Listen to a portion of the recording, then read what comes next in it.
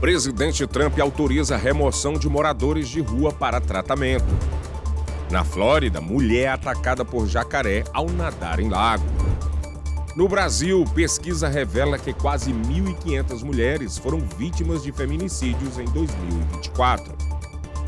O Brasil News começa agora.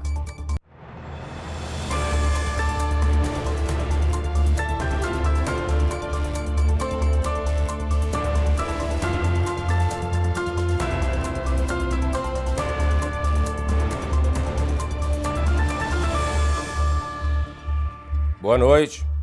O presidente Donald Trump assinou uma ordem executiva que permite que cidades e estados retirem das ruas os moradores e os levem para centros de tratamento.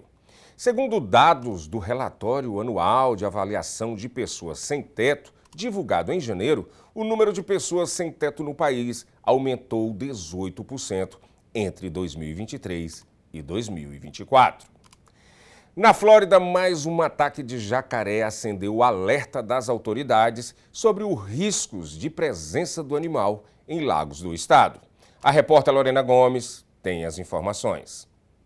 Uma mulher de 27 anos foi atacada por um jacaré enquanto nadava no rio South Fork, no condado de Martin. Segundo as autoridades, o animal de pouco mais de 3 metros mordeu a mão e o pulso da vítima e chegou a puxá-la momentaneamente para debaixo d'água. Ela foi resgatada pelo namorado e depois encaminhada ao hospital de helicóptero. A mulher teve fraturas internas e dilacerações e continua internada desde o dia do incidente na quarta-feira. A Comissão de Conservação de Peixes e Vida Selvagem da Flórida foi acionada e deu início às buscas para localizar o jacaré envolvido no incidente. As autoridades reforçaram alertas de segurança para evitar nadar fora de áreas sinalizadas, manter distância de jacarés, não nadar com animais de estimação e jamais tentar alimentá-los. E ainda falando sobre jacarés, Hunter Crumble, de 28 anos, foi preso no condado de Lake depois de ser flagrado agredindo um jacaré com um taco de golfe em um canal na região de Monte Verde. Segundo a Comissão de Conservação de Peixes e Vida Selvagem da Flórida, o animal foi encontrado mutilado e sem vida em uma área de mato próxima à Bay Avenue.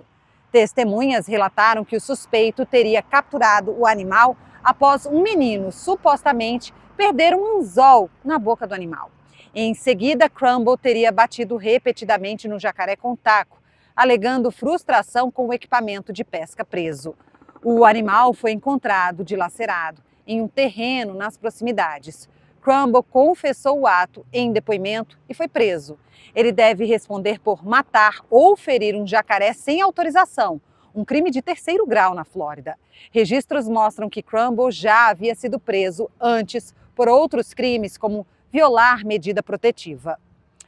E um menino de 1 ano foi hospitalizado na manhã de quinta-feira depois de cair de uma janela no 3º andar no apartamento de um condomínio em Rockledge.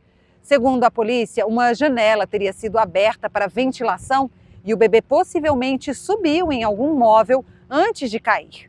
O menino foi encontrado acordado e consciente pelos socorristas e foi levado de helicóptero para um hospital infantil em Orlando. A investigação está em andamento e a polícia de Rockledge ainda não confirmou se havia adultos no momento da queda. O caso gerou comoção entre vizinhos do prédio, que relataram ter ouvido o choro do bebê e a chegada rápida dos serviços de emergência. E o motorista envolvido na abordagem policial, que virou polêmica na internet, concedeu uma coletiva organizada por advogados e entidades de direitos civis em Jacksonville na quarta-feira. Durante o encontro, William McNeil Jr., de 23 anos, relatou ter sido agredido por agentes do escritório do xerife local durante uma parada de trânsito que aconteceu em fevereiro deste ano. Segundo o jovem, ele estava calmo e cooperando, mas foi puxado à força para fora do carro e sofreu as agressões. Os vídeos gravados por McNeil e da câmera corporal da polícia ganharam repercussão internacional. McNeil foi preso na ocasião e condenado por resistência sem violência e condução com habilitação suspensa. A acusação por posse de maconha foi arquivada. Ele cumpriu 2 dias de detenção e apresentou laudo médico com concussão, fratura dentária e escoriações faciais. O agente envolvido foi afastado das funções, enquanto o escritório do xerife de Jacksonville realiza uma investigação interna. E as empresas Rumble e Trump Media apresentaram uma nova petição à Justiça Federal da Flórida contra o ministro do STF, Alexandre de Moraes. Na petição apresentada na Corte Federal do Distrito Médio da Flórida, as empresas Rumble e Trump Media alegam que o ministro Alexandre de Moraes está tentando impor ordens de censura a plataformas e usuários. Segundo o documento, as ordens do ministro violam a Constituição dos Estados Unidos, principalmente a primeira emenda, que garante a liberdade de expressão e configuram uma tentativa de censura digital internacional. Na terça-feira, as empresas pediram que o caso seja encaminhado ao Departamento de Estado e ao Departamento de Justiça americano, com base na lei Magnitsky Global, que permite sanções contra autoridades estrangeiras envolvidas em abusos de direitos humanos ou corrupção. A petição também solicita que o governo americano considere abrir uma investigação formal ou compartilhe o caso com outros países para análise legal. Na semana passada, o Departamento de Estado dos Estados Unidos revogou os vistos de Moraes, de outros ministros do STF e dos familiares deles, impedindo a entrada no país. A plataforma Rumble está bloqueada no Brasil desde fevereiro por ordem do juiz Alexandre de Moraes. A seguir, tarifaço, indústria madeireira anuncia demissão coletiva. Até já!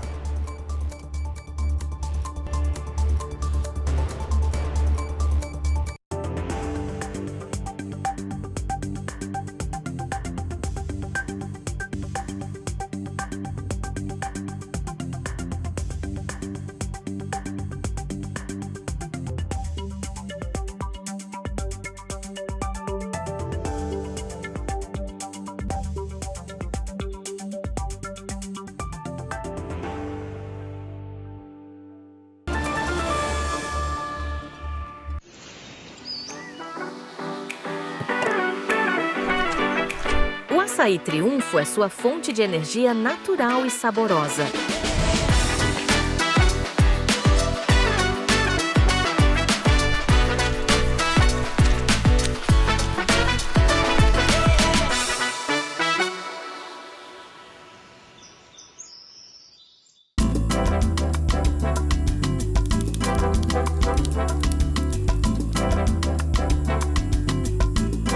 As linguiças Cortes trazem o sabor artesanal que une amigos e família.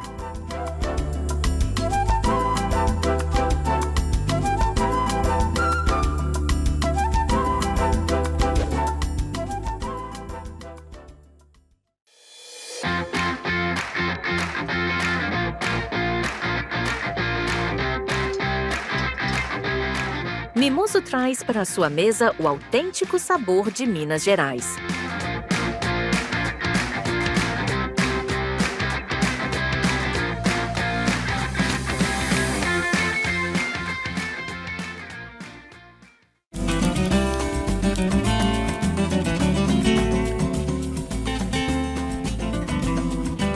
Transforme seu churrasco em uma experiência inesquecível com o mineiro.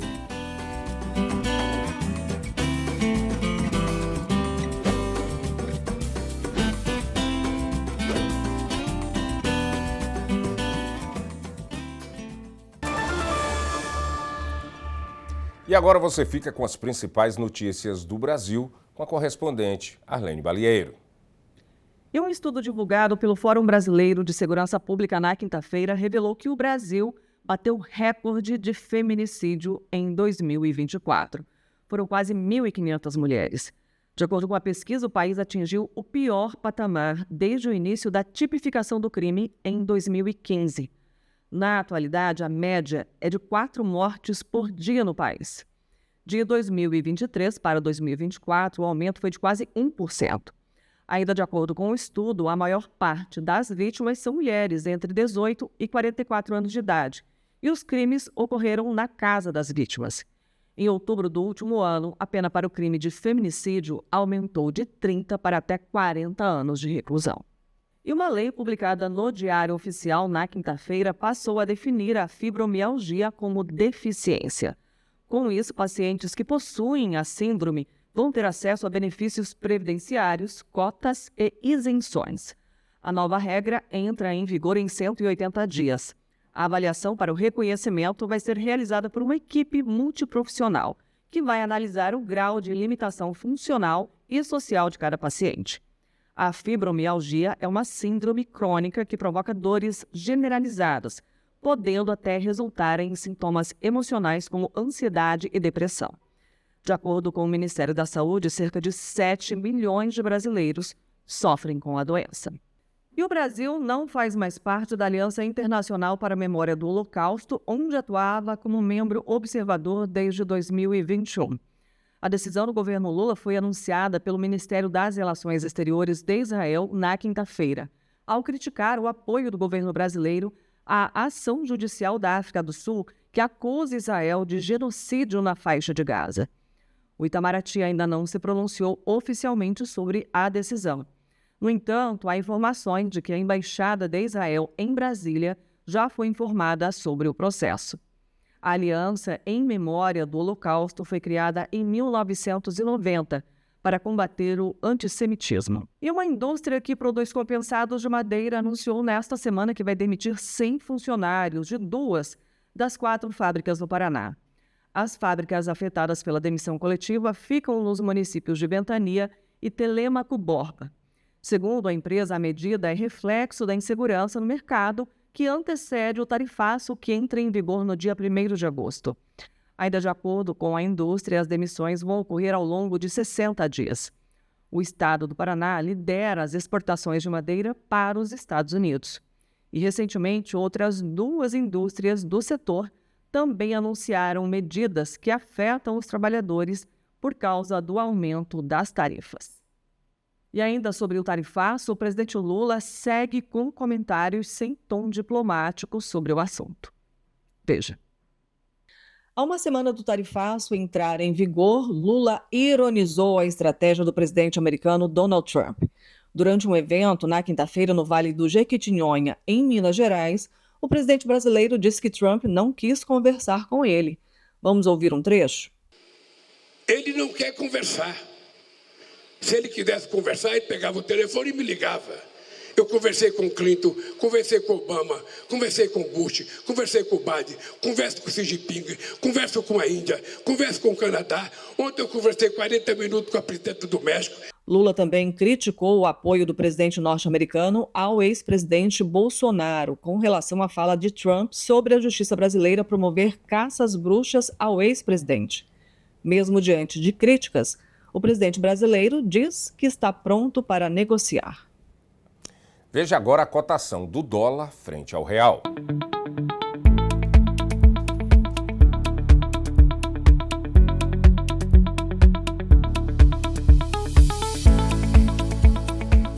Na Austrália, uma startup criou um robô humanoide que serve de companhia para idosos.